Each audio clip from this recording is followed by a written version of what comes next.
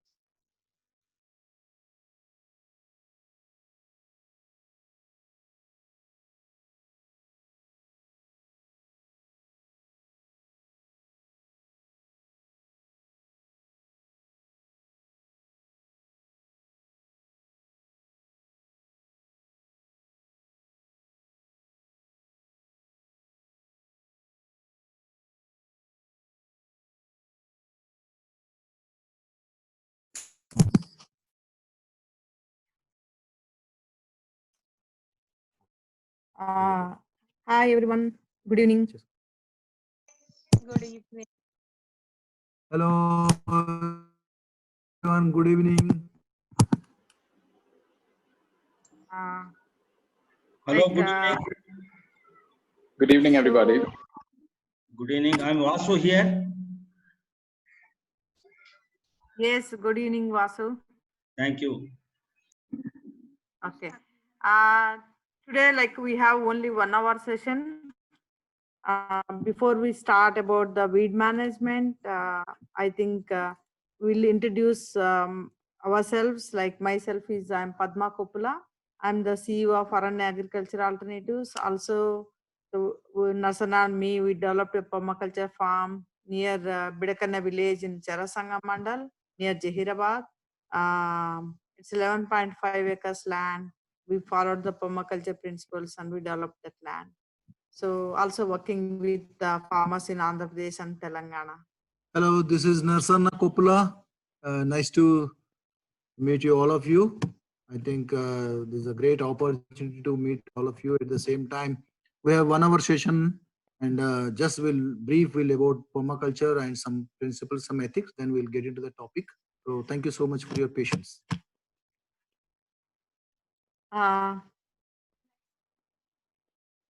It's not going. Okay. So I think hope I can see many people already they know about the permaculture. Is it so? I can see like there are many but there are many people though already attended the permaculture design course or introduction to permaculture or something like that. If there are any new people, I want to say a little bit about the permaculture. So permaculture is the uh, two words. It's like permanent agriculture, contraction of two words, permanent and culture. Without culture, there is no agriculture. That's what it's like permanency basis. And the permaculture takes more speak about the design philosophy. So how we can work with the mimicking with the nature and following the natural patterns in our design systems. So to meet our needs, like material needs, like food, fodder, whatever the things we need, humans and animals and other life forms on the planet Earth. So the permaculture speaks about it does not have a certain complete fixed definition. How we observe in the nature, how we work with nature, it evolves. Okay, and permaculture has three principles, that is care of earth and care of people and fair share. Care of earth is like if you take care of all life forms on the planet Earth, so you will be also part of it, and people, we can meet all the needs, like we can meet our oxygen, we can meet our good water resource, we can meet food needs, all other needs we can get from the mother earth and care of earth. And also fair share, it talks about so live let live, like if you are living for yourselves, you also, there is a space for other life forms also on the planet earth. And also like you live how much you need, you can take how much other life forms need, just leave it. But nowadays we are grabbing many of the resources, instead of that how much you need, that much we can limit. And also whatever the resources are there at present, it's not for only for ourselves, it's like also future generations. And whatever is there, even knowledge, elder generations, there is so much of knowledge is there. If they didn't share the knowledge, so we will not be like this. So whatever the knowledge we have, we try to share with the next generations, with other friends, and wherever it is possible. And also follows there are 12 principles. Like if you want to follow 3 ethics, there are 12 principles are there: observe and interact. And like I'm not giving so much of explanation on these principles, because just I'll read about it, then we can go into the subject. So observe and interact is like wherever you are, you just start observing of your agroclimatical conditions and resources, catch and store energy. Like you can, whenever the season comes, you catch the energies and store it. And also obtain a yield, like whatever you do, you get out of something out of it. Without planning, don't do anything. Also apply self-regulation and accept feedback.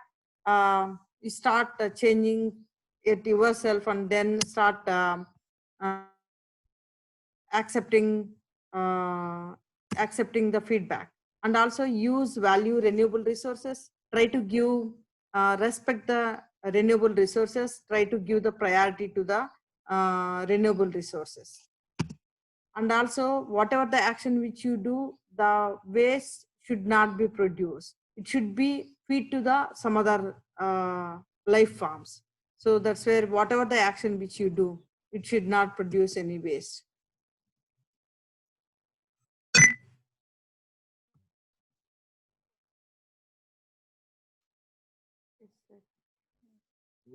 Enter. Okay. Design from the patterns to details. Another principle. This one is like whatever the natural patterns are there, start replicating in your day-to-day life services or your actions or wherever it is feasible. And then integrate rather than segregate. So whatever the activities which you do, don't do only alone. So try to integrate different elements in activity, actions, whatever you do. And don't start anything in the bigger scale, start with the small scale and scale it up. And in permaculture, especially use and value the biodiversity, and whatever the production which you want to do, try to bring many things you try to do the diversified activities in your life, your farm, or whatever the actions which you do. Bring the different elements into the your systems.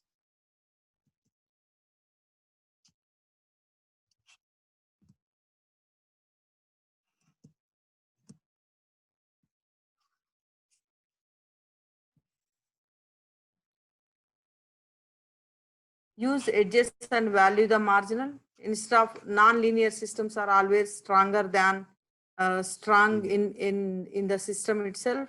So instead of linear, follow the non-linear systems.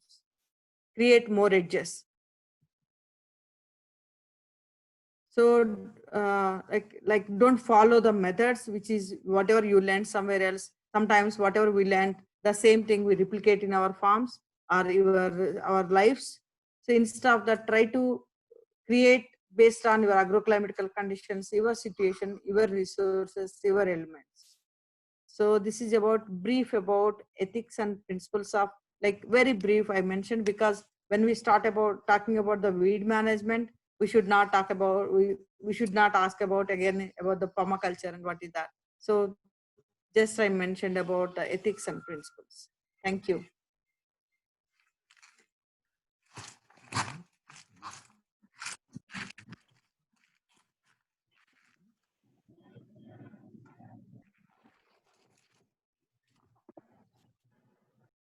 Hello, good evening, everyone. Narsana Koppula. I may know many of you, but I'm not able to talk to each one of you because stations more than I think 507 or some 508. I think it's too much. How much can cope with, I don't know, but these are some of the interaction meeting I wanted to do, but since the number is so large, big group, I may not do that, but just whatever the experiences we have got and whatever the knowledge I got from community, I wanted to share here. That's the only reason, simple reason made me to meet you, all of you, through this Zoom meeting. Okay, I just before talking about the weed management, I think is always management. I am little hesitate to use, but we have to weeds. Is what should I manage? That work with is very easy. Management is, you can use this management word for both purposes. When you manage wrong or right thing, you can manage. You can rightly manage, or wrongly also you can manage it. But manage word is I don't want to use it. But right, I want to say it is a work with weeds. Hello. Yeah, are you able to hear me? So yeah, the manage working with weeds. I like that caption rather than weed management. But anyway, Narsana Koppula, once again, you know the permaculture already. Padma briefly she introduced, but this is a concept where developed by Bill Mollison and David from Australia. They are the co-developers. These in 70s they have worked on a lot of systems, and finally it came up with the permaculture concept, which is very widely and throughout world now today is they are practicing in all regions and countries and the continents. And today I think these are the people there in the contraction of two words made very common, but is a permanent agriculture and permanent culture. So these words very common. At the same time, school of thoughts are emerging by after their experiences. This is also one of the system which talks about the natural way of farming, natural way of doing things.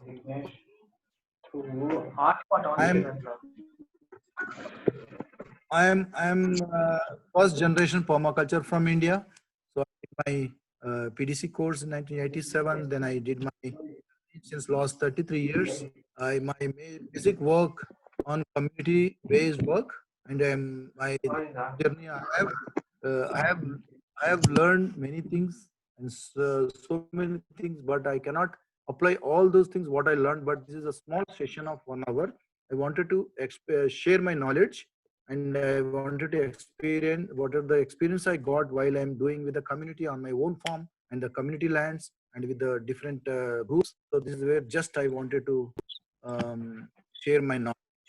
I think this is very important. At the same time, might have joined too many people because this is very practical issues. There are a lot of challenges to manage the weeds. I think my slogan would be instead of managing, you work with weeds. I think you will be more comfortable rather than just struggling and facing challenges. So in this context, I wanted to, in a permaculture way, I think if you look at, I think this is the, pardon? Yeah, is the problem is a solution. I think you never should not think as a problem. I think when the moment you think is a problem, so I think you will be in trouble. So that is why in permaculture, weeds are valued for the way they function. They function in designed ecosystems to improve soil and reduce water loss, act as living mulches, and provide wild food and nutrients. So this is where exactly in permaculture we think of just weeds or not weeds. I think weeds are an important role they have to play in this ecosystem. I think how we can use instead of working, instead of fighting, how to get rid of, how to kill them, and how to remove. I think how we can work with. That is the overall challenge. Everybody challenge today how to work with the weeds. Why we need to talk about the weeds? That's a fundamental question for everybody. Why we need to? Any one of you can just. It's a 1 hour session, but still it makes sense to just give an idea what exactly why we need to work with these weeds rather than get rid of and remove and killing them. Anyone? Yeah, some says weed is the indicator of the soil condition. Right.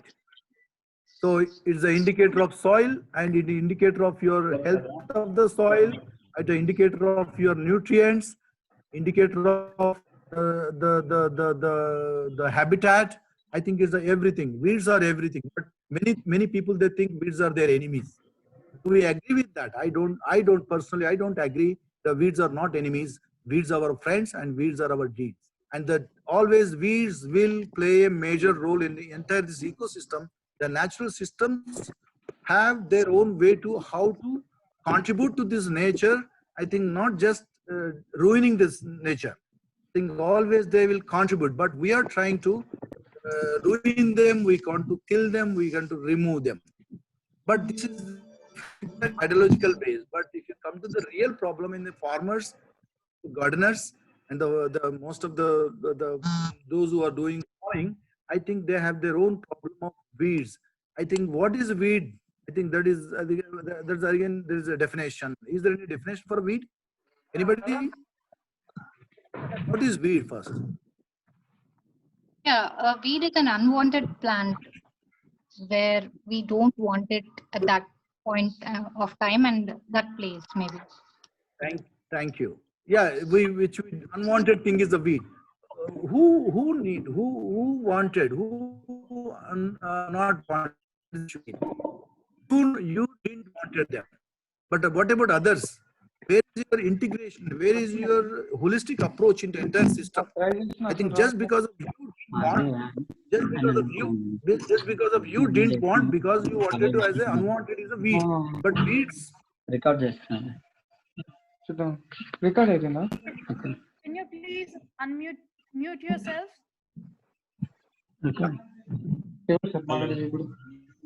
Hello. Yeah. Can I speak? Can I speak? Yeah.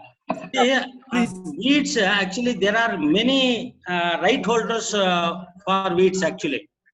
Yeah. The people who doesn't want weeds are the promoters of weedicides. But there are other insects. Depending on weeds. There are certain reptiles depending on weeds. There are certain birds depending on weeds. Other than that, even in the rural women, one woman, I work in a dryland area in Chintamani Taluk. That woman was telling, weed is a plant that provides an alternative food source of food during the cropping season, monsoon cropping season, because the crop has to come after 3 months, no?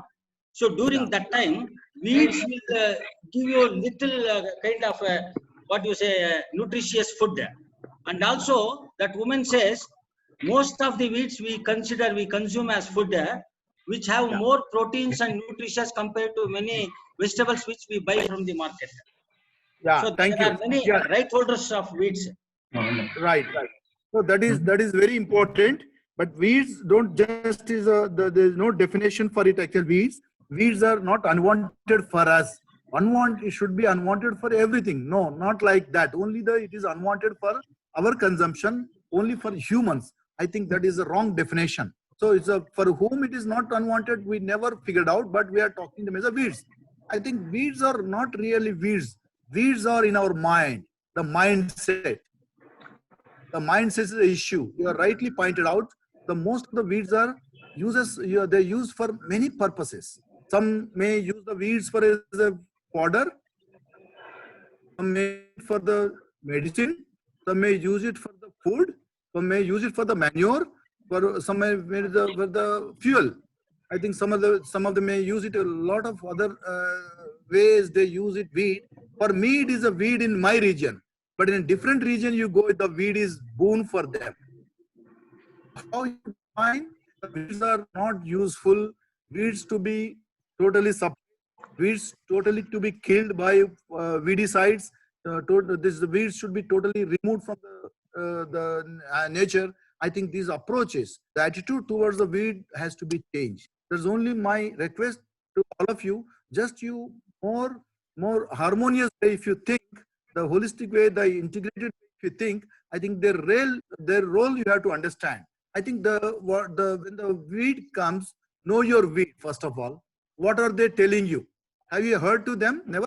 They don't speak, but they can behave differently. When they do come, what are the seasons? What height?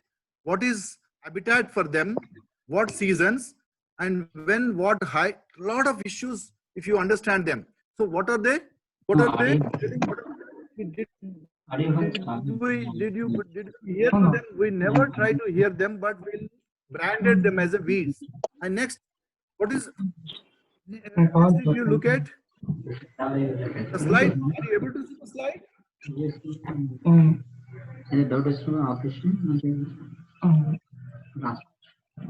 Will you please try to unmute yourself?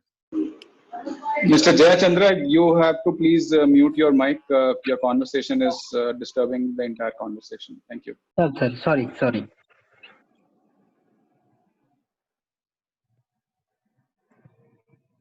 Are you okay? Yeah. So what are they telling you? First, this is the first. When you know your needs, so first the question would be what are they telling you? Next, what are their uses? Have you ever thought of what are their uses? What for they use? You use them, and how do they reproduce? So these are the very basic fundamental questions we have to put ourselves, and then we'll think about. I think you get a lot of many answers. So that is why I am talking about the weeds. Weeds are not just weeds. Weeds are plants. Weeds are life. Weed is an indicator. Weeds are almost always is a lot of things. What are living forms that depend on these weeds. It's not edible.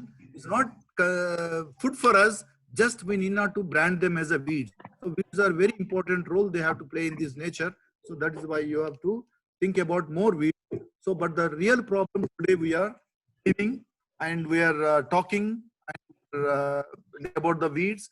In the name of suppression and moving, we are using a lot of weedicides. I think it's a totally ruining our culture of using a life which is reproducing and which is giving more nutrition to soil. Those kind of elements totally we are losing them by using all wrong practice, weedicides and spraying a lot of chemicals and burning them. So this process does not help you. So just management, working with weeds. So suppose one plant have, so just have to think this points. I have put it in the bullets. So when you need not to do anything. Just some solutions are there until you have a plan. So why, if you are not doing, why do you want to destroy them? So avoid, if you want to leave until you plan, avoid bare soil. So just what we do,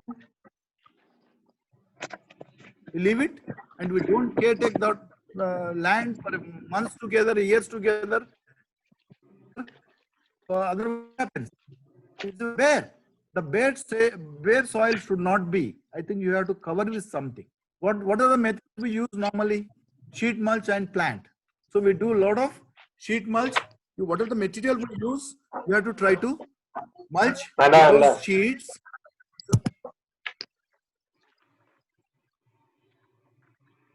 And you have to look at the material, what material you're using. You have to mulch with those material and plant something. So the planting is the advantage of these plants because they will provide shade. I think the shading will be the more helpful, and which under shade, no plant, no life, no seed will germinate, no plant will survive. So graze with animals. This is where exactly how you define the weeds. I think this kind of, if you are suffering, you are struggling with the weeds, these are some of the solutions are there. Shade with other plants by planting. Otherwise, you have to graze with animals. So in this aspect, you are bringing animals into your systems so that the different animals are there where they can take care of these weeds. The weeds are the food for them. Weeds is a very enemies for you maybe, but when you are converting these weeds as a food fodder for the animals, I think there's one of the best solution for that. Otherwise, you can slash or cut before seeding. So what we do normally, you have to, when you are sowing, when you are seeding, you have to slash them. Don't uproot and don't try to burn, don't try to apply weedicide. Just you have to slash or cut before you are seeding. Chop and drop or chop and mulch. So what are the weeds which you think is a weed, when you named it, when you branded them as a weeds, just you have to chop and drop there, or just you mulch there if the plants are there. Some people are using the solarizing to suppress the weeds with plastic also, but I don't recommend plastic, but still that is one of the practice in the people are nowadays they are doing the solarizing with the plastic. That is also one way of suppressing the weeds, but in a long run, I think that is not a good practice. Most of the plastic you are using and more carbon footprint, a lot of damage to the soil will happen, a lot of life will be killed. I think that is not good practice. I think this is the one of the some of the methods we are practicing, and most of the people they talk about. I think there are methods, just don't brand them. Some of these things where we are some of the weeds we identified. I think in my farm and around this region, I think you have to look at the material, the plants which are helpful to you. I did a lot of research on the local region where I am working in Zairabad.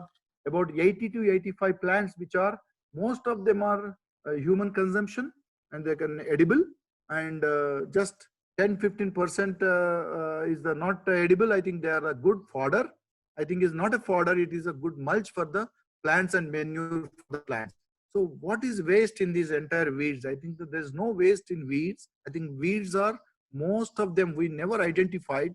We don't have much information on weeds, but we know about weeds. This is bad.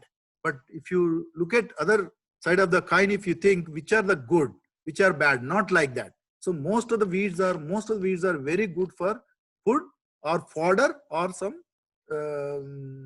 mulch and some cover and the ground, the roofs. And these are the many ways we can use it. So, but we identified in this region about 70-75. I think the rural women with whom we are working, I think they made a nice list of them, about 25. I'll share that file with you later after this. I don't have time to go through it. I think we did a lot of work on that. I think weeds are seasonal, and there are seasonal, and there are also seasonal, and there almost all the span is very short. 15 days, some of them 1 month, and some of the 2 days. If you 20 days, and some 6 months also. But most of the weeds, what we'll call them as the weeds are, again, there is a leguminous and non-leguminous. If you look at these three, I think the first one is the red amaranthus. These are edible actually. Most of the across the India, even in the temperate also. The amaranthus is one of the biggest family. I think the number of varieties are there, about more than 300 varieties are there. Even in our Tamil Nadu, if you go, more than 30 or 40 varieties are there. There are different. There are annuals are there, perennials are there.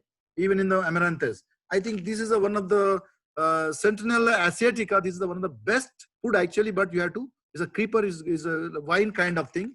If you grow them in any conditions, I think you can keep it for more number of days also. If you grow as a food, otherwise, if you look at it as a weed, you neglect it. I think is ignore. I think they die faster. If you nurture them, I think there is a very good food as well.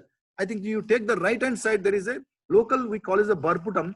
Is one of the very nutritious and highly protein in the leaves, and a lot of, you can see some nodules.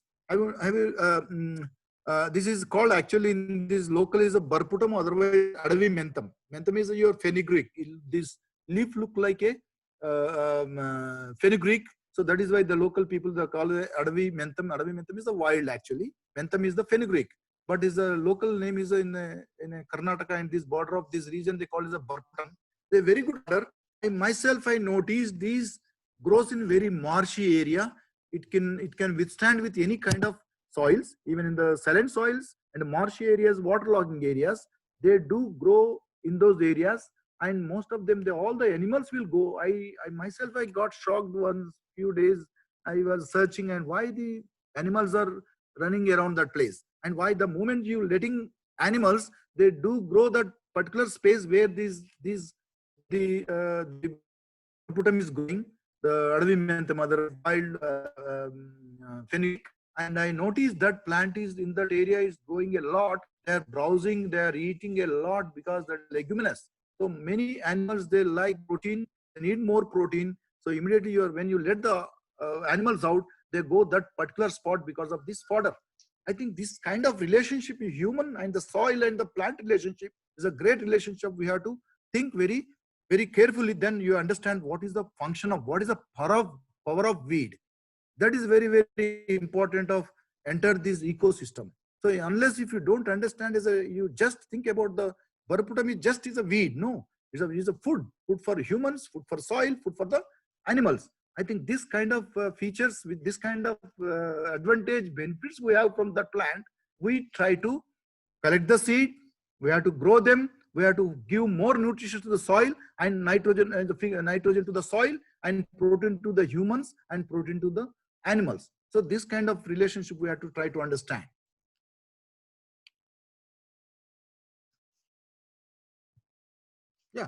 Yeah. This is some of the species I collected here in the yesterday. I've seen.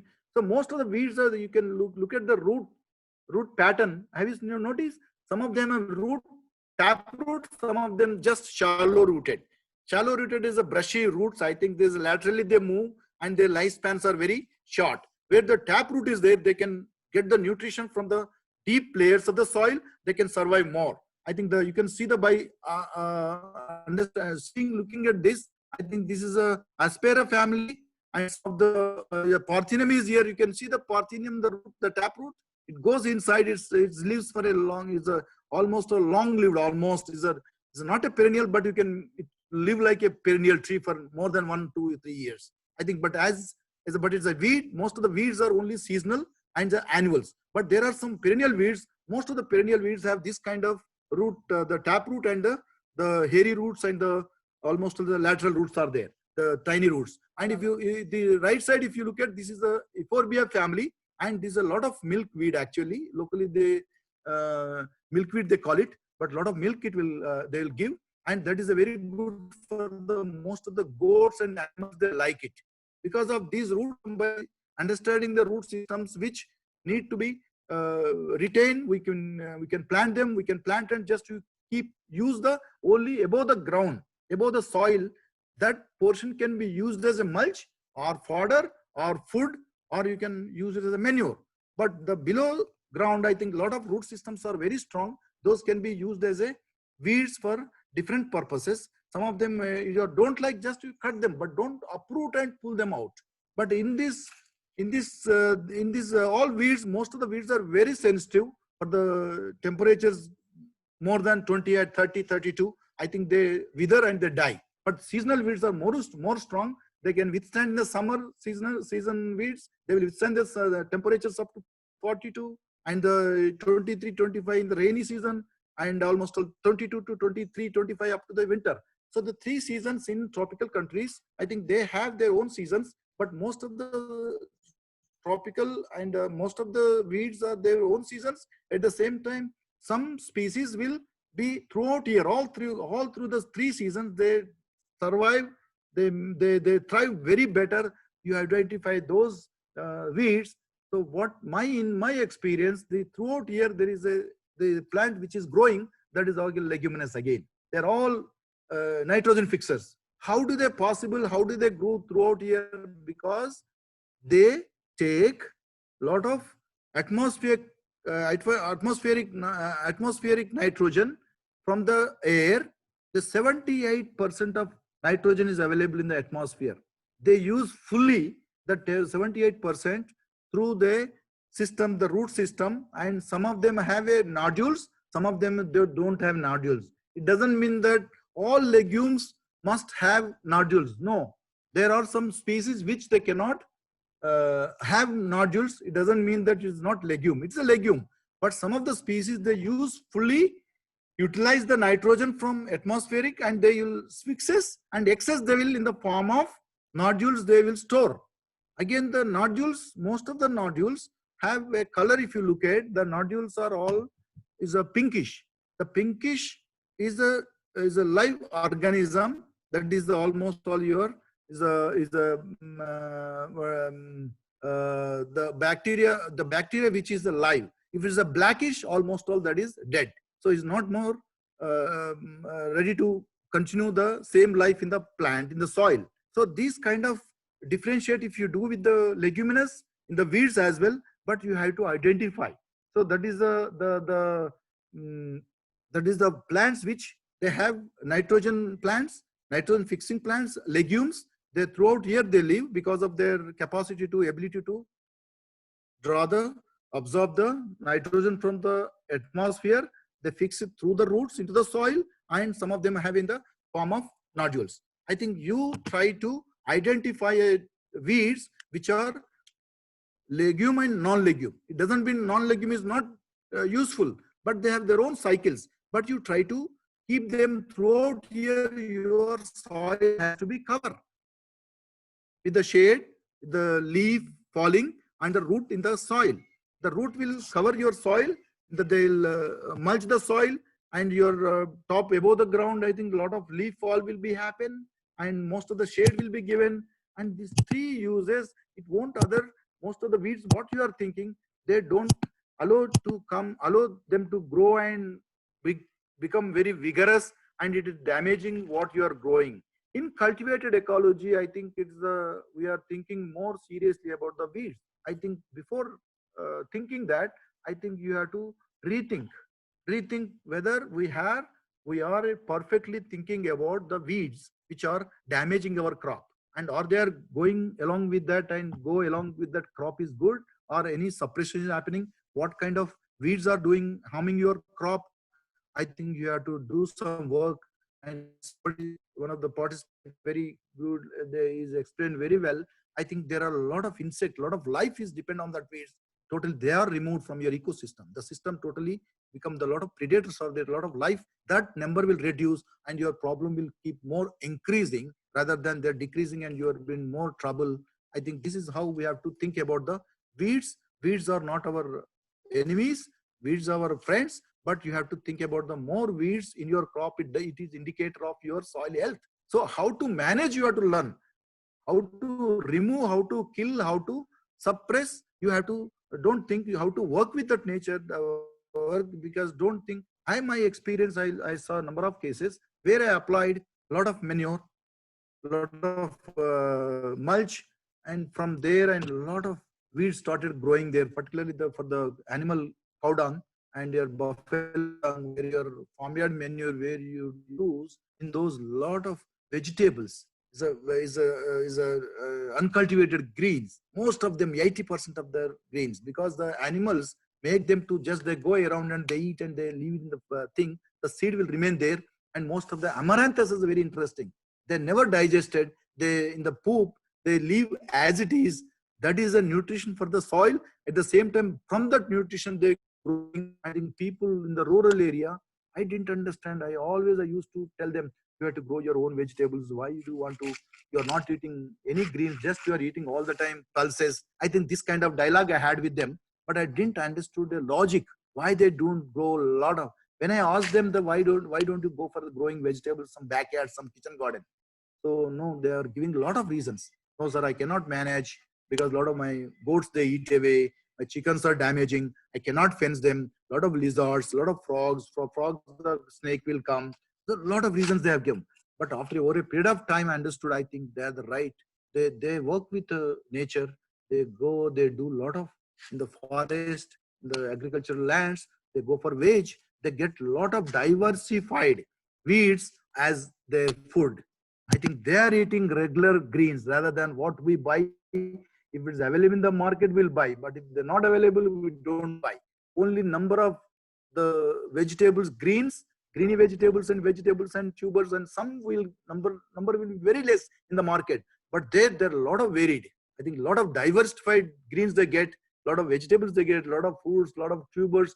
Throughout here, they keep getting something that is a nutritious food they are having. That's why they're so healthy than us. I think these are some of the research. These are some of the observations made us to realize many things from these weeds. Weeds are not weeds. Weeds are our friends, and how to work with them we have to learn rather than how to get rid of them. This is approach totally against anti-nature and against nature, and we have to work with nature rather than against. That is our slogan. That is our principle of permaculture. That's where just I wanted to share my experience with these kind of weeds. I think please be patient when you are doing it. But I know the farmers' problems today because they are using a lot of pesticides, a lot of other inorganic and not natural methods, and they are finding a lot of weeds because the population got reduced. And population, the number of diversity of plants and insects are reduced. And they are facing problems, and they increased, and the predators decreased, and the predator and the pest has been increased because the imbalance happened in the nature. That's why they are facing problem. But I'm not saying, if I say the same thing with the farmers, I may not share that much of openly like this in the Zoom, because the weeds are their enemies, because most of the investment they are doing and most of the time they are spending, particularly Parthenium today. I think that's become very, very serious problem today. There's a deep rooted, you try to understand, you speak to the plant and you observe and you just, what are the uses rather than just if you are thinking is a Parthenium is a problem, for me it is there is a solution. I'm using that Parthenium as a good mulch. I kit every time I can plant and I will provide the shade. I think that's where exactly, if you think it's a problem, I think you make it a good solution out of it. That is our way of practice of farming. And this is where permaculture is more holistic, more work with the nature rather than just against. These are some of the examples I have given. There are some more plants which I have showing here. You can see the root. You can uproot and see how much soil is getting when you are uprooting this. This is 1 kg of soil plants I have seen, and 50 grams soil also. When you uproot, the soil will come along with the root. The brush, a root system with the brush. I think this is the Nela Usri locally. I think they call it, and the lot of grasses. The root systems are how much they live. What are the lifespan? Also you can make out. And most of them are out of here. The 6. There are 3 is a food, edible, and other 3 are almost all is a fodder, good fodder for the animals. And most of them are these are the 3 are of the very good soil conditioners. I think these are the how you think as a weed. Best you have to understand about the weed. You work with the weeds, and weeds, you, instead of throwing them out, you collect them, you make a heap, you can make it compost, add some cow dung, or you can put in the compost the pit and you bury it, and you can add some brownish and you leave it in the soil where you are not being, the land has been not using in the one corner. I think you can play with the weeds. I think the weeds are your strength. Weeds are your almost always the power of weed is lot more. Do think and try to work with the weeds. just don't make them as the enemies. So I think some of the information Padma wanted to share this. I think thank you so much for your time. Uh,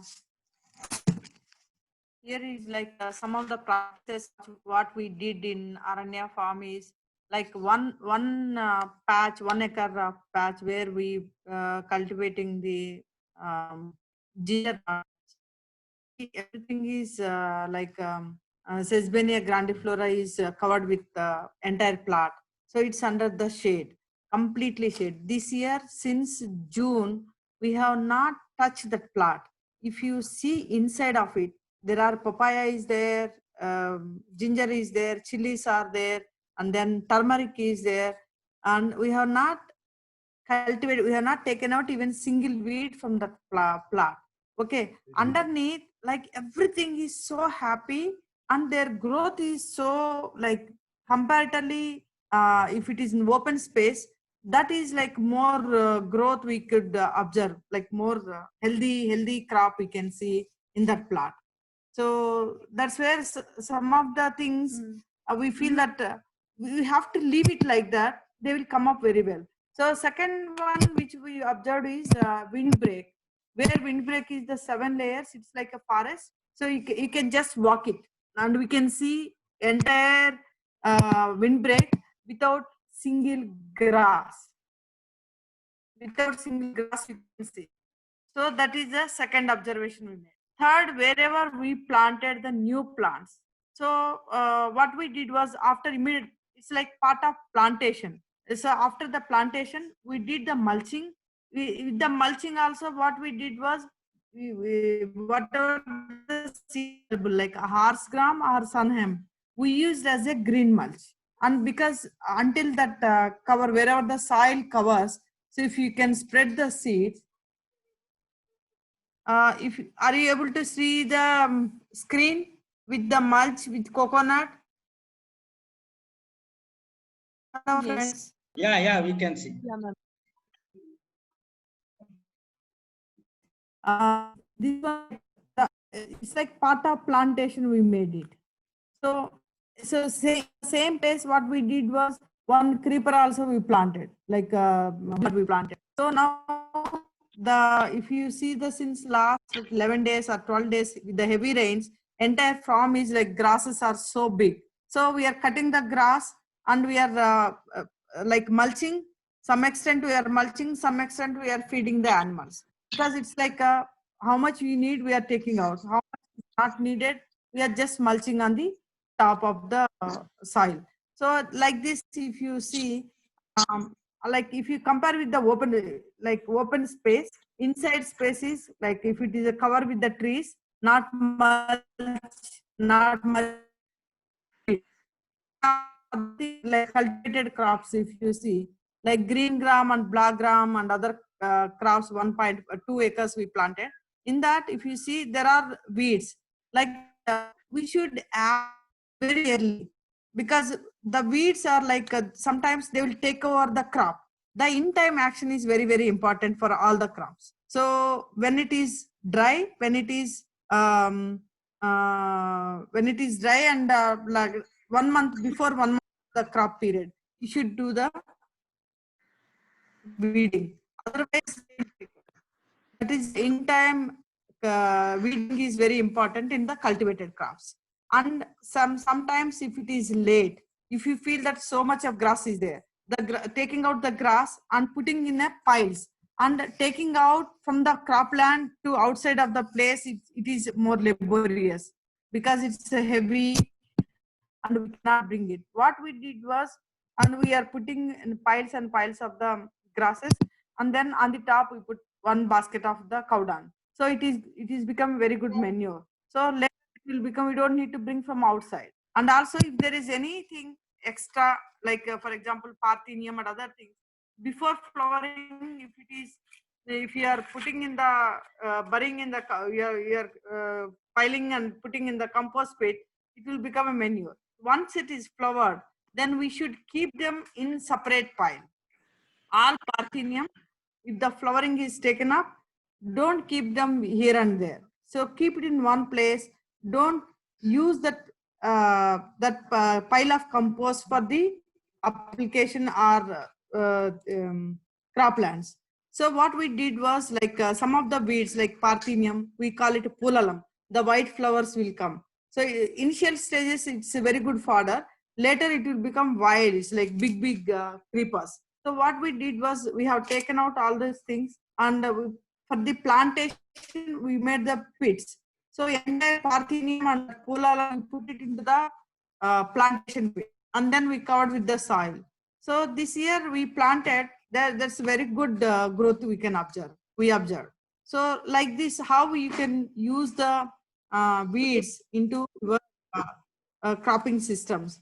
That is important. Other thing is like if your land is empty for even 1 month also, don't keep them empty. Just broadcast it with the sunhemp or horsegram. Jilga. Jilga is a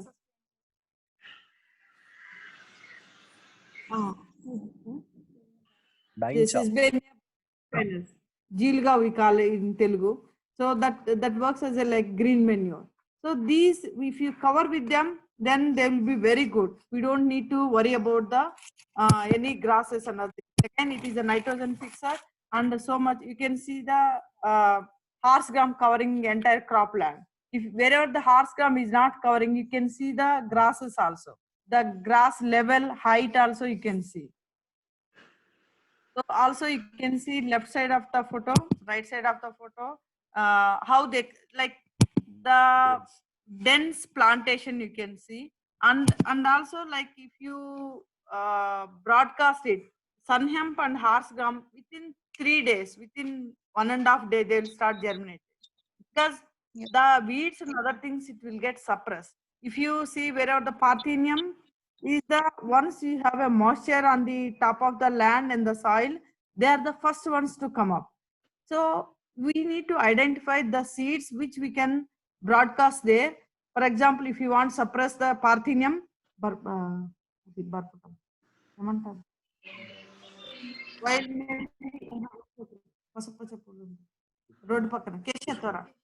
Acacia Thora or sunhemp, these things, if you can broadcast it, they will suppress.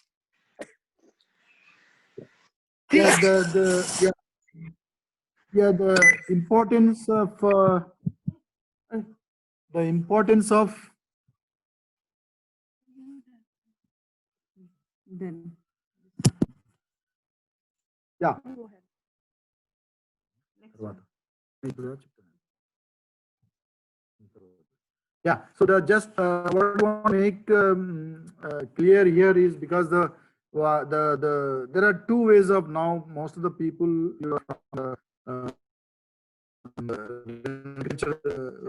annual crops. I think most of you are from the even orchards and crops and more gardens. I think that kind of practices are also but our today weed problem today in the book is a system and the annual system. And very, very short duration, and they are very vigorous growth and try to dominate your wanted crop. Suppose you are otherwise you wanted green ground. Why? Because most of the millets, even the pulses, even the oil seeds. But if you notice the pulses in oil seeds weeds are very dominating because oil seed is very lazy. It doesn't grow faster. I think if you look at the cereals, they are also very lazy. The carbohydrates and go faster because of germination. If you look at the your moong and your black gram and poppy, kind of crops, since they are legumes, the germination is faster and the growth will be faster. By that time, your weeds won't dominate because they are lazy. Because the fast is a advantage. Always those kind of if you go to millet crops, a lot of weeds because there the germination takes minimum 7 to 8 days or 9 days, whereas the legumes are the germination will happen. So this is the reason. Just you have to think about the crops which you are growing in the leguminous annual field. You have to grow most of the pulses. You are not doing mostly. You have non-leguminous crops. If you have, the weeding will be more and a lot of number of weeds will be on. But that's why in the seasons, if you understand the rainy season, most of the weeds will be more active because their root system will be in the ground long time. Immediately when they rain hit and they start growing before your wanted crop germinates. The sprouting and germination. The sprouting takes very long time, and that it takes a little more delay, and the grass will be dominate. So that is why you have to grow with any annual crop, any seed crop. You have to grow with thickness. It will grow fast, and the shade, under the shade, there is not much scope for the chance for the growing the other weeds. So weeds are grasses or plants, but don't call them as weeds. Weeds are planting. The other plants they don't dominate because of no plant will like to grow under a shade or any kind of thick shade, because that will grow a lot of shade. Under shade, why they don't grow is because they have to get light and the air. This light, the sunlight is the cause for the pollination. That won't happen so that you can save your. Are you able to hear my talk? So your voice is breaking in between. Oh, sorry. Now are you? Is it clear now? Yeah, this is better. Okay. Better means I have to work out a little bit. Now it's okay. Yes. Yeah. So just weeds you have to crop in regular annual crops. You have to follow the different methods. But in the annual orchards and perennial crops and perennial orchards, you have to keep growing leguminous trees. Most your Sesbania family, and this is what I'm using the botanical names. You're in my already registered for this session. I have all your email IDs also. We can get it. I can send this all file of what are the plant species which I'm taking and naming them. I think I have. Sesbania, one of the best and good suppressors are the fast growing, and all your bean family and your pea family, pea and bean. But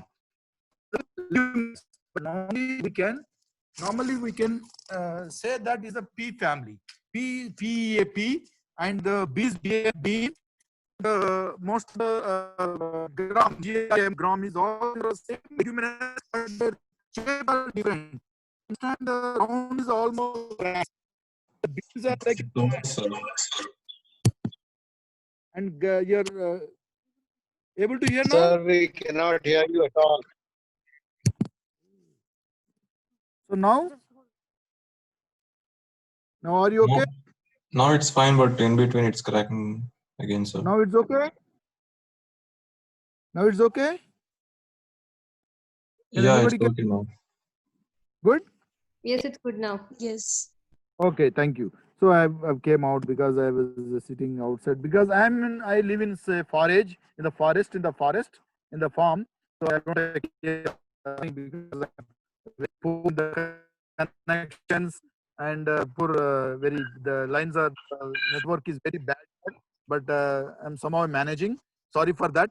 So I'm talking from my farm, Aranya farm. Yeah. Now it's okay. Yes, it's okay now. Yeah. So the greens, the most of the green gram and black gram and these kind of is grams, and the beans and all those things, and the flat one, and the peas also like a pods. Pods are peas, and the broad is otherwise the beans, and your grams are round.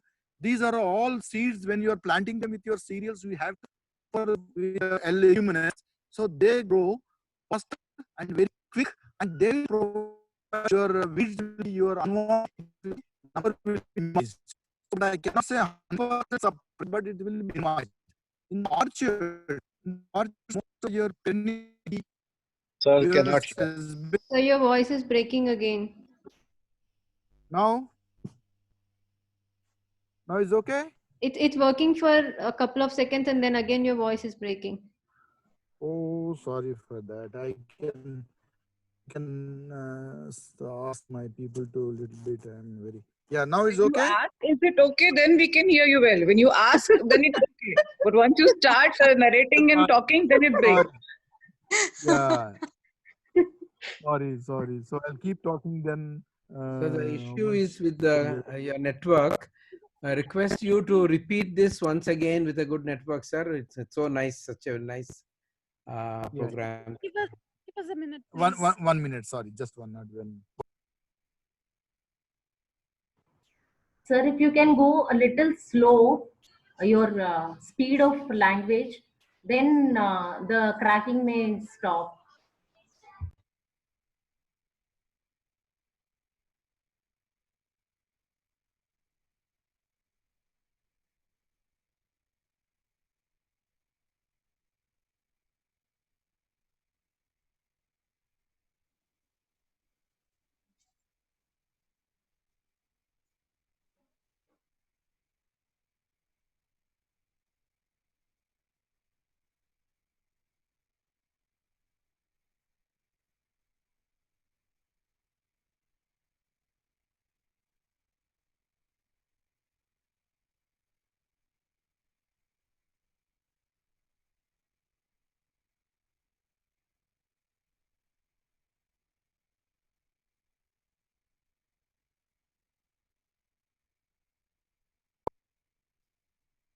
Hello. Hello. Are you able to hear me now? Yeah. Yeah. Okay. Sir, if you could send a recording as well, because a lot of things we miss out on. I'm doing that. I'm doing that. Because of the disturbance, a lot of things we miss out on as well. Sorry. The reason I told already, I'm in a farm where I live. Yes, sir. We completely understand. Completely, sir. Yeah. Sorry. Okay. So the regular annual crops and agriculture and conventional agriculture, the problems with drylands or even wetlands, I think there are a lot of weeds which problems are there, but most of them can be put back into the soil and the drylands, and you have to grow a lot of crops, but at the same time you have to plant different kinds of crops as well. That diversity will minimize the problem of weeds, what you think. But most of the crops you have to think about the leguminous. The leguminous crops should go along with the annual crops like cereals, pulses and oil seeds. So if you do only cereals and oil seeds, the weeds problem will be more. So that you have to go for more leguminous crops, which you need for your family or your consumption or marketing. But you have to combine these. Cropping pattern will bring less problem of weeds, and also it is a nutrition aspect. So soil also get benefit from this kind of cropping pattern. So in that light of the discussion, the most of your farms, those who have, you have to don't leave any square inch of soil is bare. You have to grow something. Most of them are seasonal. In the summer, if in the rainy season you plant, I think they grow easily. I think you don't find any weed problem. And after that, in the winter, you have to plant some trees which can grow very medium canopy, like 2 feet, 3 feet height. Also, those kind of trees also there. And there are the perennial trees which can survive, which can live for more than 5-6 years also. So if you don't want them, you can chop them certain height, but don't uproot them. The root function is very important. On the roots, the other weed, they don't like to grow on the roots, except few trees like your sandalwood, that kind of thing. That number is very, very, very less. But other plants, they don't. Even sometimes on the roots, they do grow only the subabul, the lucerne leucofolia also they grow. Except 2-3 plants, I think they don't grow on the roots. So the root function is on ground also. Your perennial orchards, you try to maintain some, you don't think it is a weed, but for you it's a weed, but it's a perennial weed which you cannot uproot. You should not get rid of them, but you have to keep chopping them. You use it for fodder or some biomass or some carbon compost. So this is one of the one of the picture. If I'm showing it here, you can see the orchard. You can use for different purpose. Call them as a weeds, but this is a very you can see so a lot of weeds around it. What are they growing in the rainy season? This is just 1 month ago on my farm. I have tied my animals there, and here is almost my goats are here. If you don't have these two situations, in different situations, different growth is there. But if you don't have these goats or animals, every person need not to keep animal in your farm. But you can, by planting itself, you have to suppress. If it is extra, you can cut and mulch it there, and you drop it and chop and drop. Otherwise, you can bury in the trench. There is a trench where you can put it in the trench. You can bury it over a period of 3 months or 6 months. It will become a very good compost. So how you do use them is the issue, not the problem of growing. It's a growing something without your knowledge, without your permission. There's a boon for you. You have to invite them. But our challenge today is how to manage them is the issue, how to work with the issue. So this grass, this growth is the almost all this field. If you look at, entire thing is green. Automatically the second layer has been formed by these weeds. So why don't you think this second layer automatically and third layer also on the ground as creepers and vines and lot of bushy and shrubby and medium canopy and climax trees. So these steps, these layers will help you cover your soil so that your nutrition is available for all the plants, which is going to be there for number of years. All the perennial trees will get your mango or your guava or your lychee, and what are the plants you have, they will get in long run. With weeds will help more than. Next to left side, if you can see the mango tree is there. Under mango and guava, there is not much weeds are not growing because that is providing a shade. Under shade, they don't grow, but there is a lot of mulch of the same plant. Fallen leaves are there that will decompose and then give me a manure. And this in a way you have to nurture them in such a way that what purpose you want to use it for. Weeds are possible, but at the same time, weeds can be used it for the fodder if you have animals. If no weeds, I think you can lucky. I think there are some certain kind of weeds which is suppressing your crops. You can just keep an eye and then you can try to change the crop which can grow faster than the weeds. So these are all observation and more patience. Not just one day overnight, it won't happen. Your job is to slowly get into the topic and get into the subject, and you to be more careful about observation, and slowly you have to get into the which plant will helping your soil and your needs as well. But I like most of the nitrogen fixers, the grasses, most of the grasses, nitrogen fixers are there to identify whether it is a nitrogen fixer or not. Any plant you can uproot, you smell, that is the smell, the groundnut, peanut, young peanut smell you will get. That is what is the bacteria it is? Yeah, Rhizobium bacterium. So that is Rhizobium is a bacteria which gives nice smell, which is the nitrogen, the eatable feeling you will get. The moment you smell it, you eatable. Any root, any plant, just tomorrow onwards you can start this business. If you are on the farm, you go around your farm. If you find any leguminous or not, by leaves also you can identify. There is another session I'm going to have it how to identify leguminous, non-leguminous by identifying leaves. That is a session is different. But today I'm talking about the only whether it's a legume or not. Very thumb rule, very simple. Most of the legumes, they uproot them and smell it. There's a peanut smell you will get. So that is you try to keep them and you can cut them and give and mulch there itself. Otherwise, let it grow. Don't. Most of the seeds they'll flower in pod stage. Good as far as the legumes are concerned.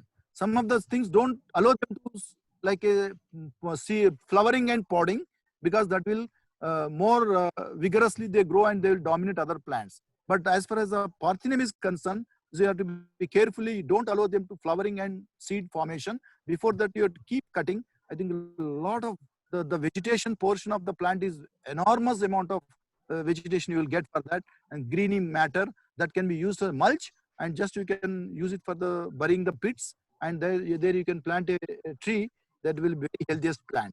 So these are some of the, along the roadsides, you can plant a lot of find a lot of the green yellow flowers. I think you have, there's a Acacia tora, and even your stylo grass. I think how many of you know, I think is a very common in the watersheds people use and drylands. And there's a deep rooted in the picture have, I think you already noticed, stylo is the deep rooted, very deep rooted, nice fodder, and is a very good suppressor, and that will be fixes nitrogen. I think is almost as a perennial. That's the advantage. The holding soil is very perfect.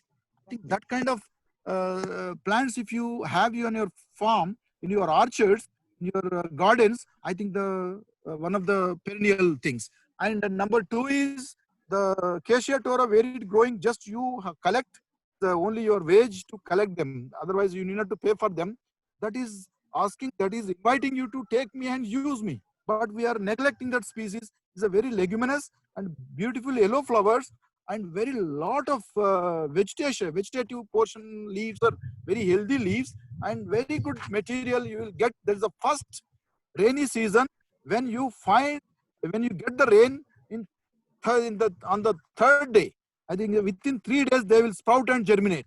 I think that is the beauty of that product. That kind of nature, that kind of plant given by nature, and just you have to respect that. You have to respect the nature where they are giving a lot of number of species which can help you. I think this is one of the style. I think you can see. So if you can take this, I think a lot of room. You can say this is nice smell. So just you break it and smell it. It's a peanut smell you can find. So look at the plant. So this kind of thing is just if you planted one or two, I think most of these type, this is the one of the very edible, and you can see the weed. But here you can eat it, and this is one of the very edible. But if you ask people, this grass is a weed, but it's edible. This is the number in the Vinayak Chavithi time here. The people will eat a lot of this grass.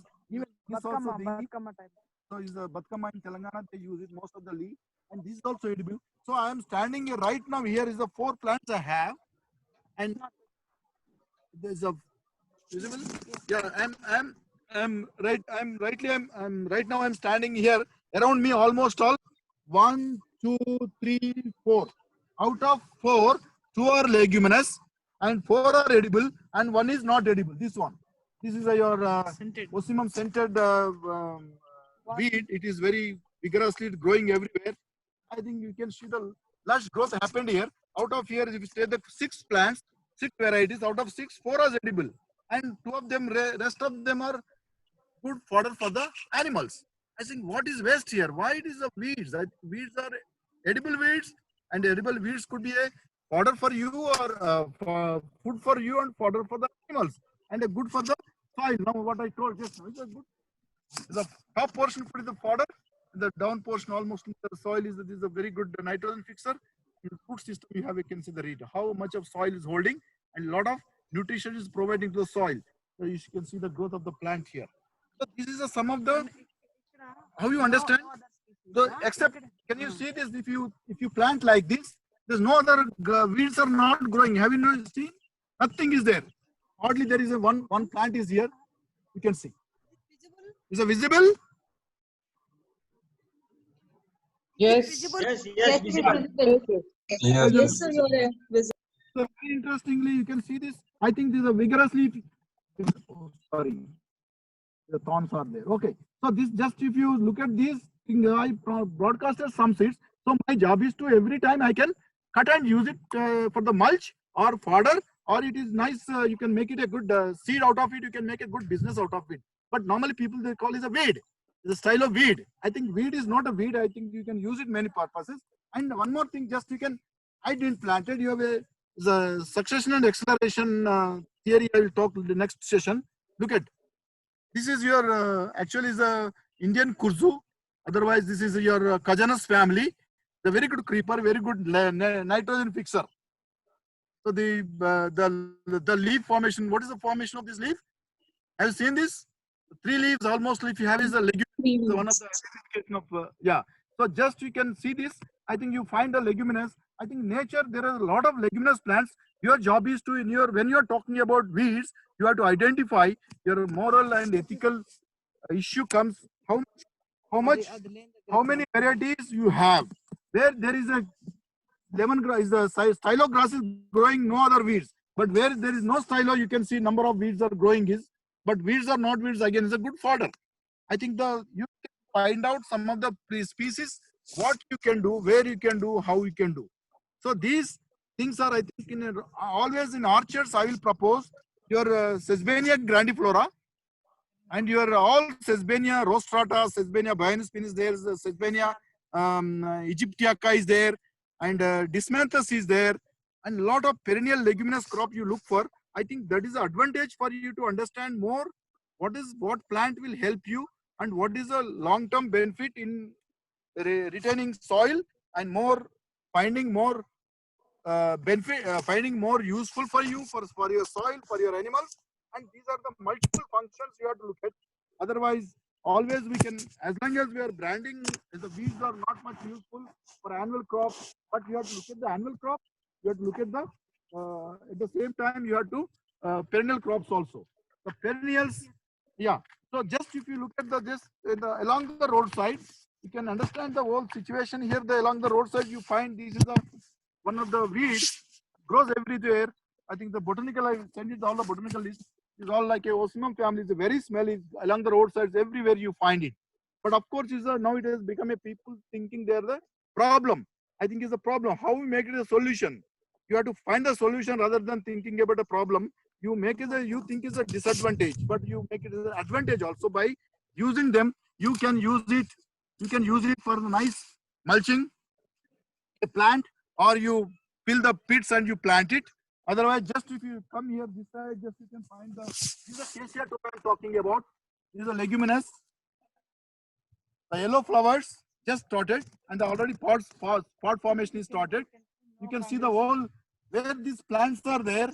This Acacia tora is there. Otherwise, in Telugu we call this a Tagarancha. Otherwise, Kasinda. These two names are very common in here. I think it is an enemy of your Parthenium. You know Parthenium? Anybody knows? Anybody Yes, know? yes. Yes, sir. Yeah.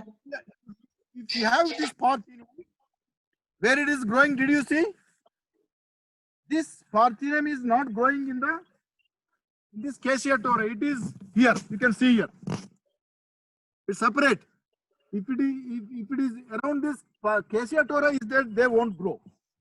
This is after you removed. I think you have neglected this species. After this species, this Parthenium came. If you have a lot of Parthenium on your farm, you have to introduce this plant Acacia tora. I think it will disappear because its capacity is totally different. These leaves are bigger. I think is more thick, vigorous growth will be happen than this. These Parthenium leaves are very small. Did you notice? Whereas this Acacia tora is a local and very strong and very active as well. Most of the local species are very lazy actually. But in this Acacia tora case is more active and very easily sprouting, and they don't need any resources. Just first rain, you will find along the roadside, this is the seeds will sprout and germinate, they go very faster. So if you, this kind of weed, you think it's a Parthenium come from different areas, I think that is very vigorous, and most of the people are investing a lot of money on weeding and de-weeding, and a lot of money they are spending on this crop because it's a very causes a lot of skin allergies and asthma, and a lot of reasons are there, a lot of problems are there. But just to get rid of in your regular crops, even in your orchards, these you promote this kind of plant, and slowly you get into the stylo on the sun hemp and your horsegram, and this is your Acacia tora, and there are a lot of Acacia families are there, and your Niger, and these are the very important plants. You can use it in your region, in your farm to suppress, but it won't come over a period of 2 or 3 years. You won't find any Parthenium in your farm. This is one of the very, very biggest problem today. Every farmer is facing, every gardener, every farmer is facing with this Parthenium today. I think these are some of the weeds, but don't, when it's useful, you stop today onwards, you call them as a weed. Just somebody has given, when you have given, somebody has given the definition of weed. What is weed? Weed is unwanted by us. But now it's very useful to suppress these weeds. What you will call now this? This is a weed or something else? Nitrogen fixer. Yeah. So now it is not weed, it is a useful plant. Now you call them as a plant or some bush or something, but not the weed. The weed is always give a wrong notion, which is the moment you talk the weed, so there is dangerous an enemy for us. The people immediately they go and try to remove it. And you can see the lot of where this is a grass have been growing here. Look at this is where there is no mulch. And where the mulch is there, have you seen? Where the mulch is there, there is no weeds. There's No growth here. This is a rock. Yeah. The mulch is here. And you can see the soil moisture. And just as you go, and only the creeper is started. Did you see this? This is also weed. We are calling them as a weed, but it's a very useful fodder, and it's a nitrogen fixer, and it's a legume. And most of this is almost a perennial. If you maintain them, is a perennial, and year after year it will keep growing. And this is our original. What you are eating, the tur dal. The tur dal is your Kajanas Kajan. Kajanas Kajana is the pigeon pea, but your pigeon pea origin of come from here. In Hindi, we call it the Indian kurzu. You can browse. You're all masters of Google. You can browse it. You will find this creeper, one of the best. The moment if you feed this, your cattle, your goat, next day you'll get quarter liter extra milk. So that kind of power it has, but you are calling them as a weed. What power you have, first of all, to say that?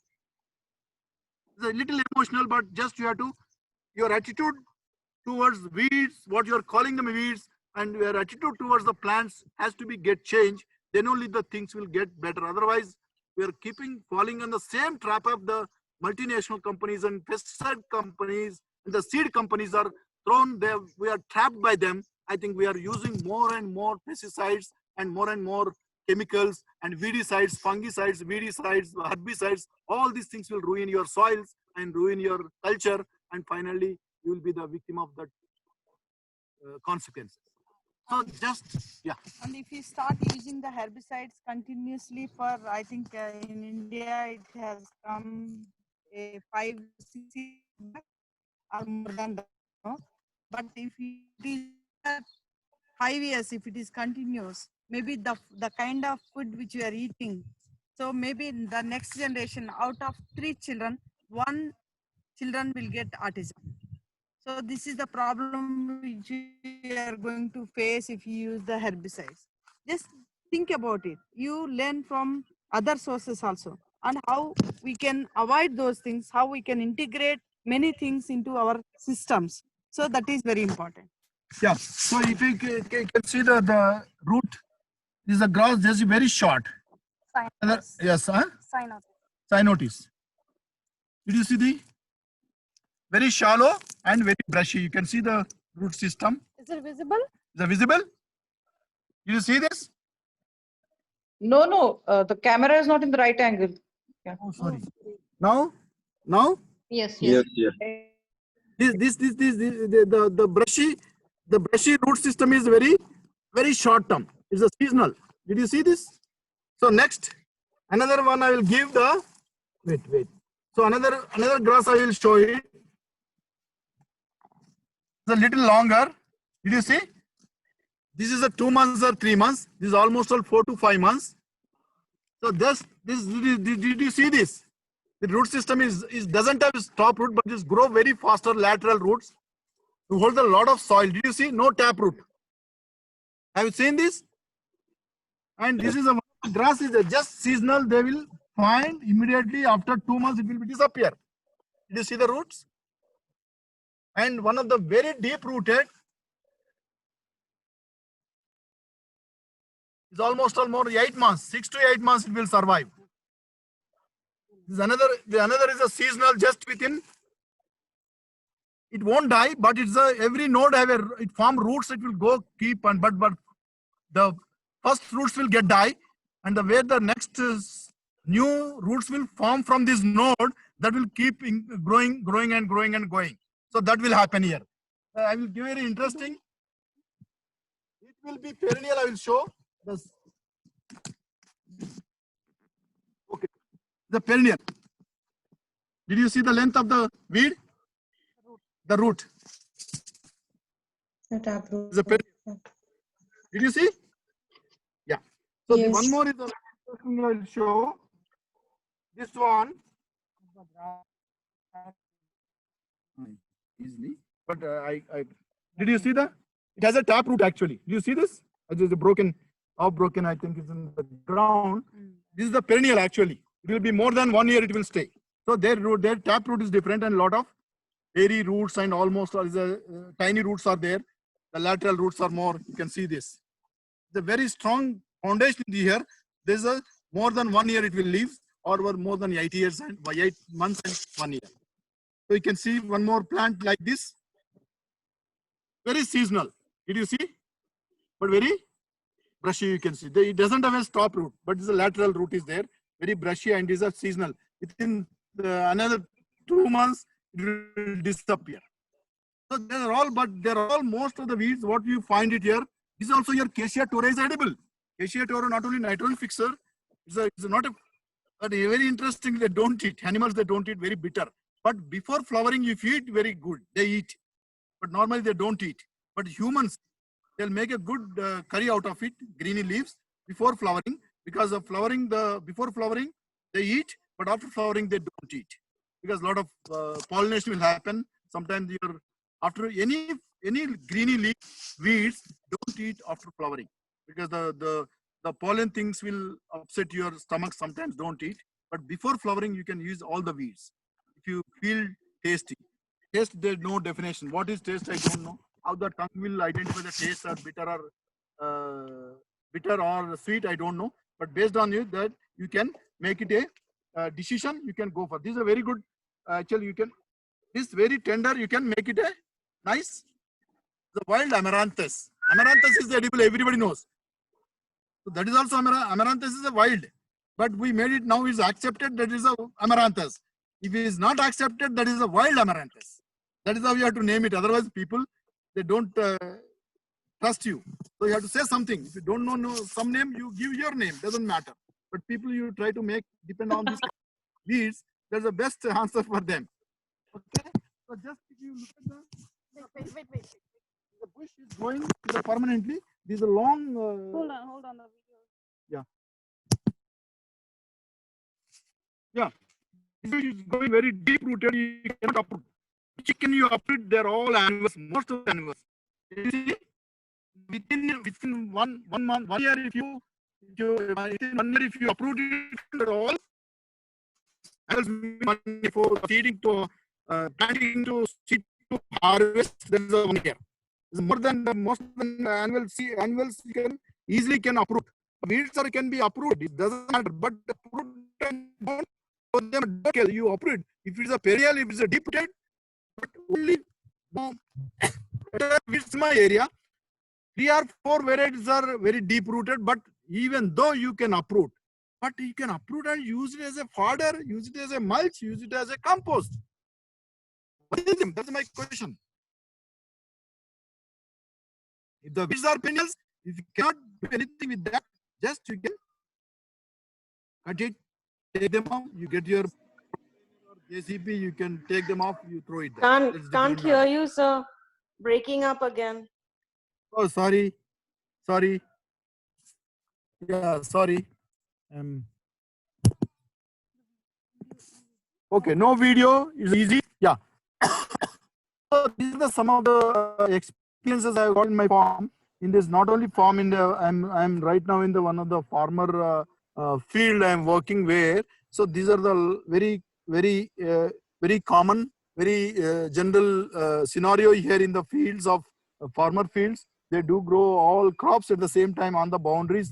They cannot manage the weeds. They leave it a portion of things like that. So that they can next year they can clean up. Otherwise, they will use it for some other fodder stock or something. But these are some of the experiences I got it. But but we have to look at the leguminous perennial trees in our orchards, and that will fix the nitrogen, and that will make your soil is fertile, and a lot of biodiversity will happen. A lot of birds will be attracted, and you don't call them as a weeds and the plants, but heights are different and uses are different, and their habitat is different.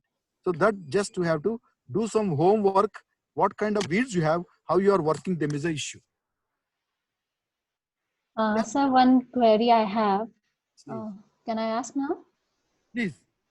So like after having so much of weeds on your farm, it becomes so dense that there are chances to have like reptiles like snakes and others. So are there any weeds which can act as a repellent for those kind of things? Because it may be dangerous how you work in such a dense area. Okay, I have the same slogan for the weed. Weed is in our mind, first of all, and pest also same problem. Pest is in our mind again. We are the big pest, and we are big weed, and they are all supposed to be, because we have encroached their habitats. That's why the snakes are there, but they never harm us. But you have to be careful, because once it happens, you cannot do anything. But there are some chances. But you can keep the local community and some species cannot more very active around that. Plant called Telugu Ishwari, they're supposed to be, I'm not sure. But what is the family? If you want to have a family, the family have around the other plants, but I'll show next time. I'll send it to you some pictures. But I have a plant. I think where I planted around my hut, there was no snakes for some time. I did out much. But when now is near my farm is that this is going everywhere. It's a leguminous. It's a Sanem family. I think it is everywhere snakes are there. Every plants are there. So they have their own limitation. But the lot of vericosa. The middle name is the Crotalaria vericosa. You can write it down and you can browse, and there are a lot of information on it. I think it's supposed to be snake repellent. But when you have entire your farm as vericosa, it doesn't mean that snakes should not come. Where you are living around that, you can try and you can have it. I think they may not like to come that place. I don't know. That's why I'm saying it's snake repellent. It is supposed to be snake repellent. But weeds, I think they have climates are different. The microclimates you create, definitely the snakes will come. The weeds are seasonals, but the plants are perennials. The plants more than 2 years, which they long-lived plants are. But just you have to be very careful, and you have to take your precautions while you are working, and in the nights with the stick and torch and some pathways, clear pathways. That is, but I think is never it happened. But we spotted every time it's confronted sometimes, but we didn't do anything. But you have to be careful when you are staying away from city and town and some in the farm. When you step on that, sometimes that will happen. But we are very careful when you wear the long shoes or something. But I don't have good examples, but never happened to me. But every day I find not more than one snake. less than 1 or 2 snakes, not more. Sorry. Sir, every day we find more than 5 to 6 snakes every day. But so we don't do anything. Even our neighbors have got used to it, so they don't bother. Yeah, because again, the snakes are only the crates and Russell viper and the cobras. The rest of the famous. Yes. To identify that, I think you are being In fact, they don't harm anybody. Yeah, sometimes very careful. But except that 3 others are non-venomous, even it happens, I think you have to be just take some local species. The plants are there. Otherwise, nearby PHC center, you can go there and take some medicine. Otherwise, not all snakes. But snakes, they have no limitation.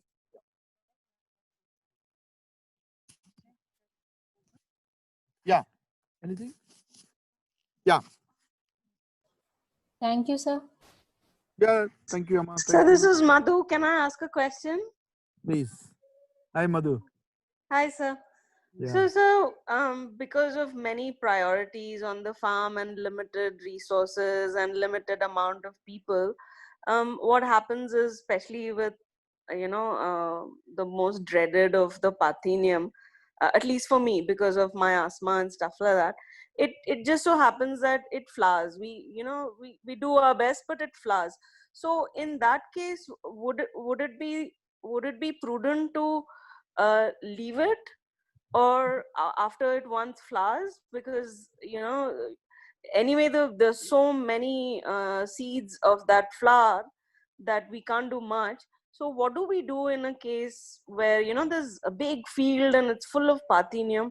Do we just let it be for the time being and then then do the suppression with horse gram and stuff. So what would you suggest when we have lot of area with Parthenium?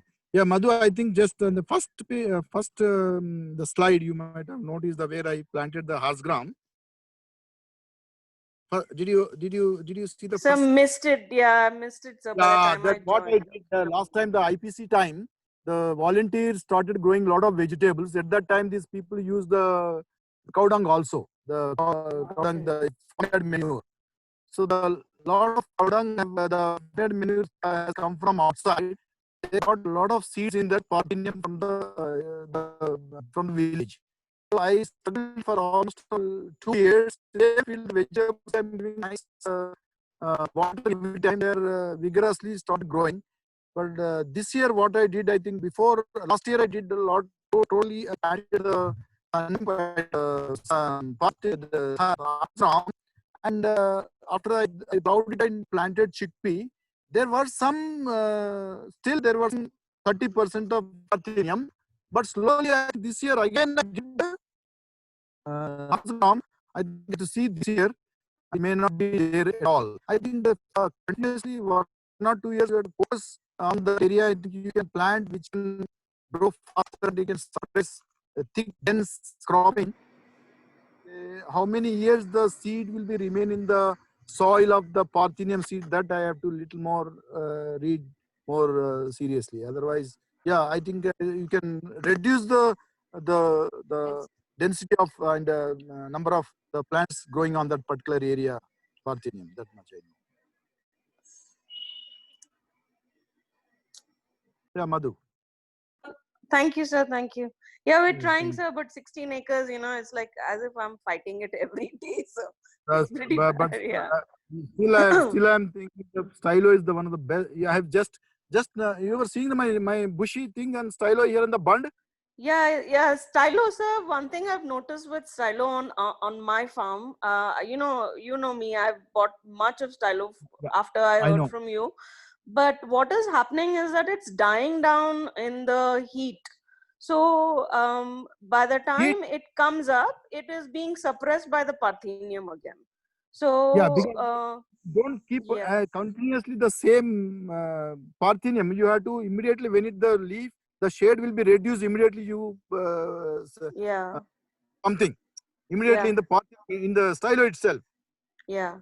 And this time I got, I also got some stylo scabra. So stylo hamanta, I already introduced, like you mentioned. Taller, but hamata will be much better than the glabra because the scabra is grows taller. The light and air is sufficient available for the Parthenium seeds. Height is the issue. Yeah. Okay. Anyway, we'll keep experimenting, sir. Sure. That's only by doing. We are not scientists, but we learn some of these from our practices. Sir, Nivedita here. I think I have the same problem which Madhu is saying. Partheniums are like we can't do anything about it also. But like you've seen, every inch of my land has got all kinds of weeds. I don't know, so many varieties. I cannot. They're all intermingled, and they keep coming, and I'm not able to understand what to do with it. Just remove it or put it where Partheniums are removed. They grew. They are flowering also. We just leave half of the land with all the weeds. Now I've stopped not to remove the weeds. But in the crop where there's moong and tur and everywhere there is a lot of weed. My land is very fertile, and you know how it is in the jungle. So I know our local weeds also compromised with the Parthenium. That's how you have to understand the Navidita ji, did you understand my language? Yeah. They've compromised, but they fight against that Parthenium. They could not. Finally, now they are going in hand. So now you have to different species which can suppress that Parthenium by planting different species. We have a very strong as a weed, as a roadside easily available is the Acacia tora. There's one of the biggest varieties are there. There are 4 varieties are there. Number 1, I use these astras of your stylo and the this rostrata and horse gram and even this your sun hemp, and this 4 and 5, if you try, I think it's, there is chances of bringing down the intensity of that the Parthenium. I'm sure, because that's what I tried, and some places I succeeded, but percentage wise not much, 60%, 70%. But don't give any chance to. Once you do it, next year again you go for the same thing. No, don't do it. You try it with other, and you can continuously work it on that for 3-4 times, years. Not one season problem. It is. It's also you have to one time chance. You have to do it continuously. Sure, sir. I'll try to do that. Right, right. Hello, sir. Hello. Yeah, others, please. Sir, one question I wanted to ask. Amma. Sir, Please. when we are doing this ground cover of silo and sun hemp and horse gram, so should they be mixed or should they be planted separately? Mix rose you can do mix, but don't mix it. Mix again, they will dominate your crop. Maybe you lose, but in strip crop you can do it. Okay. Yeah. I'll send a photo of actually my Aranya photo. I'll send it. If you want, just you can write to me. Otherwise, I'll send today itself, because I have did this year 23 crops of different crops with the different crops. I think they have their own shading and not much weeds, and they are doing very well. And some weeds are there, but not continuously. But those weeds I made a big heap, and I put a lot of cow dung on it, and they're within not even 30 days, I have got a very good compost there. Oh, wow. Yeah. Okay, sir. Thank you. Thank you. Okay. Hello, sir. Yeah. So how about nut grass, which you call Tungagaddi in Telugu? Is very hard to eradicate, and if you deweed also, it will come back again in 2 days. Yeah. There I also have same problem, but there is no solution. I think it's not much. There is a solution, but not very strong solution. But I did a lot of in some patch of land I have, but in this my area that gaddi is not the different grass I have. That I am mulched with a lot of things. Otherwise, I used digging all one summer. A small patch, but in a big large area. What to do? I don't know. But continuously, you have to keep growing something, or you have to use it for some animals. They do a lot of here on my farm. Is that the wild boars are doing very good job. They like it actually. Don't invite just for grass your animal wild boars on your farm. Just but after sometimes that grass has totally disappeared. They like the tubers. They're digging the tube out. They completely vanished. So, but in everywhere is not common. But just what you can do is just better. You can dig out the root. Almost it's very deep actually. You can do it. Grasses, I don't know much, but the crops it will not help you. But the trees can help you. Yeah, for the shade. Yeah. Thank you. Okay. I'm going inside. It's raining. I'm outside. I'm running to the some thatch, some roof. So sorry. And here my laptop is okay. Okay, now safe. Yeah. Sorry. Okay. Anyone? Please. Can I make a request, sir? Yeah, please. Sir, are you able to hear me? Yeah, I can hear you. Your presentation was excellent, but we missed and I could join only late. Please request you to once again to send the recording link, sir. Please, I do that. I'm doing everybody. I'm sending to everybody. Please, everyone. Thank you. The link will be posted up on Aranya Agricultural Alternatives page on Facebook by the end of the day today, so you can watch it again. Yeah. Sorry, you cannot hear. I am under a roof of GI sheet roof patch. So the lot of sound. I cannot hear you. I cannot hear. Thank you for joining. Thank you so much for your patience and your time. Thank you. I'm not able to hear you. Anybody? Thank you very much. Thank you so much, sir. Thank you. Thank you so much. Thank you, ma'am. Thank you, ma'am. Bye. Thank you for joining us today. A lot of sound of these are things. The GI sheets are there.